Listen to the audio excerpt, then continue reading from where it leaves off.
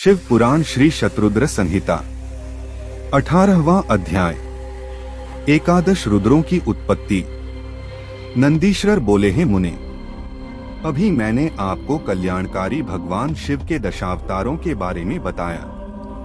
अब मैं उन्हीं शिवजी के 11 अवतारों के बारे में बताता हूँ। इन्हें सुनने से असत्य के दोषों से उत्पन्न होने वाली बाधा दूर हो जाती है। पूर्व समय में एक बार देवराज इंद्र अपनी नगरी अमरावती को छोड़कर चले गए। यह देखकर उनके पिता कश्यप ऋषि को बहुत दुख पहुंचा। मुनि कश्यप भगवान शिव के परम भक्त थे। उन्होंने इंद्र को बहुत समझाया और स्वयं काशी नगरी आ गए। वहां उन्होंने पवन पावन गंगा जी में स्नान के पश्चात विश्वेश्वर लिंग के दर्शन किए और उसी के पास एक अन्य शिवलिंग की स्थापना की। उस लिंग की स्थापना कश्यप मुनि ने देवताओं के हितों के लिए की थी। फिर वे उस शिवलिंग की नित्य विधि पूर्वक पूजा अर्चना करने लगे और तपस्या में लीन रहने लगे। इस प्रकार दिन बीतते गए। एक दिन प्रसन्न होकर भगवान शिव प्रकट हुए और बोले हैं मुनि कश्यप, मैं आपकी आराधना से प्रसन्न हूँ। मांगो, क्या मांगना चाहते हो? मैं तुम्हारी इच्छा अवश्य पूरी करूंगा।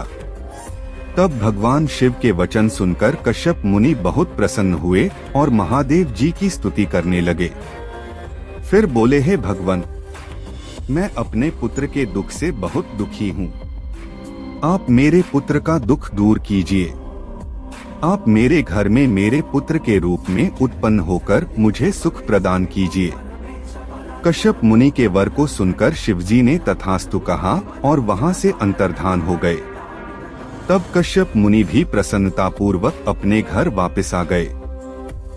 उन्होंने सब देवताओं को अपने वरदान के बारे में बताया, जिसे जानकर सब देवता बहुत प्रसन्न हुए। भगवान शिव अपने द्वारा दिए गए वरदान के फलस्वरूप कश्यप मुनि के यहाँ उनके पुत्र के रूप में जन्मे। कश्यप मुनि ने प्यार से उनका नाम सुरभि रखा। सुरभि के जन्म पर बड़ा उत्सव हुआ। सभी देवताओं ने प्रसन्न होकर फूल बरसाए, अप्सराएं नृत्य करने लगी तथा चारों दिशाओं में मंगल ध्वनि गूंजने लगी। देवताओं ने कश्यप मुनि को बहुत बहुत बधाई दी। तत्पश्चात सुरभि के बड़े होने पर उनसे कपाली, पिंगल, भीम, विरूपाक्ष, विलोहित, शास्ता, अजपाद, आपिर्बुध्य, शंभु, चंड तथा भव नामक 11 रुद्रों ने जन्म लिया। इन 11 रुद्रों ने देवताओं की रक्षा करने तथा उनका हित करने हेतु अनेकों असुरों का वध किया। फिर उन्होंने दैत्यों द्वारा अधिकृत किया स्वर्ग का राज्य वापस ले लिया और उस पर फिर से देवराज इंद्र का राज्य हो गया।